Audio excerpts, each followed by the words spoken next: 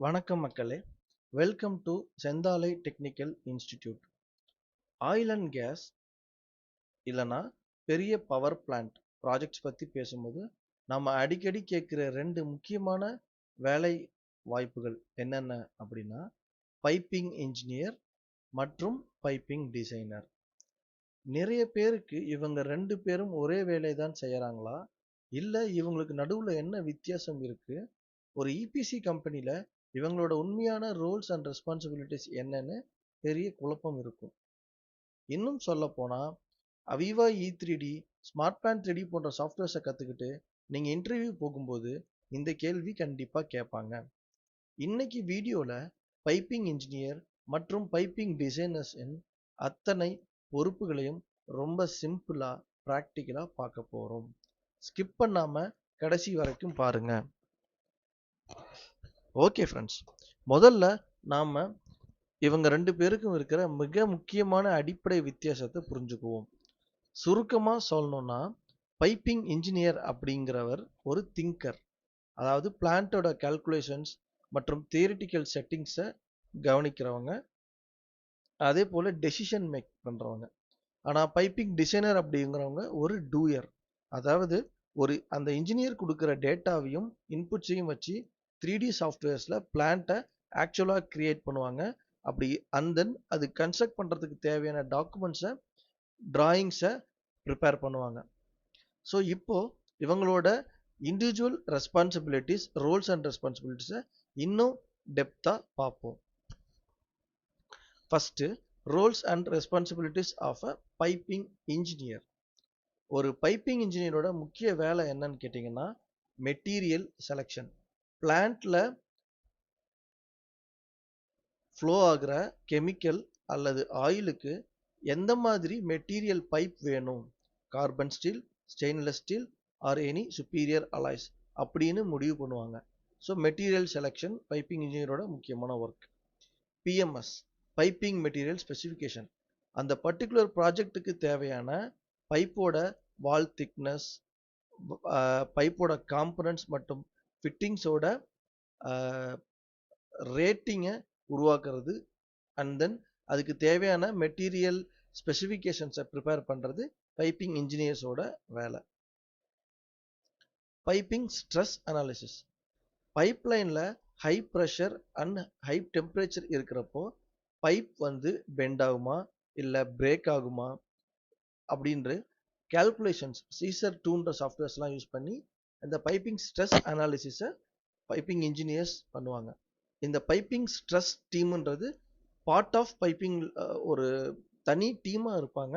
But எங்கேயுமே stress analysis piping engineers தான் பண்ணுவாங்க. And then line list data sheets.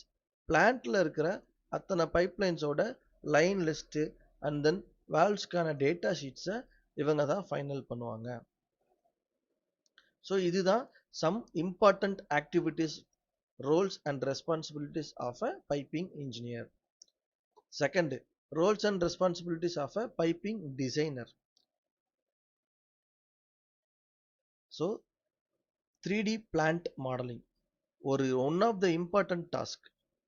Process engineers கொடுத்த paint டிராயிங்கும் பைப்பிங் இன்ஜினியர்ஸ் கொடுத்த பிஎம்எஸ் டேட்டாவையும் வச்சுட்டு E3D இல்லை ஸ்மார்ட் 3D போன்ற சாஃப்ட்வேர்ஸில் எக்யூப்மெண்ட்ஸ் அண்ட் தென் பைப்லைன்ஸை 3Dல மாடலிங் பண்ணுவாங்க.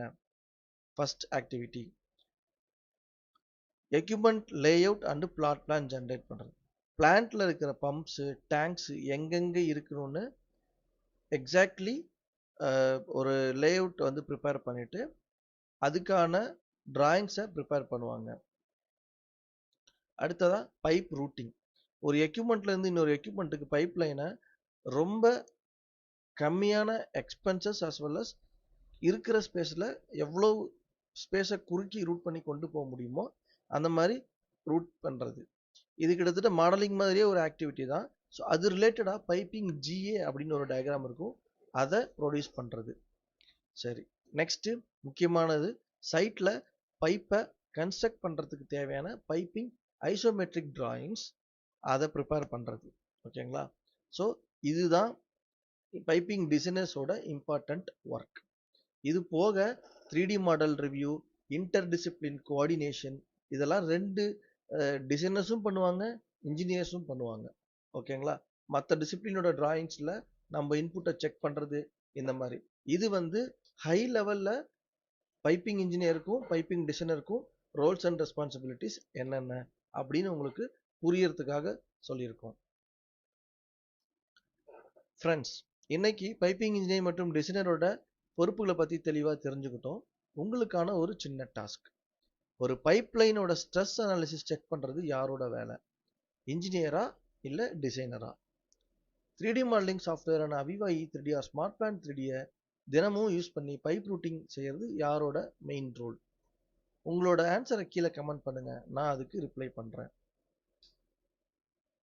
ஸோ ஃப்ரெண்ட்ஸ், இபிசி கம்பெனியில் பைப்பிங் டிபார்ட்மெண்ட் எப்படி ஒர்க் ஆகுதுன்னு இன்னைக்கு உங்களுக்கு ஒரு சூப்பர் ஐடியா கிடைச்சிருக்கும்.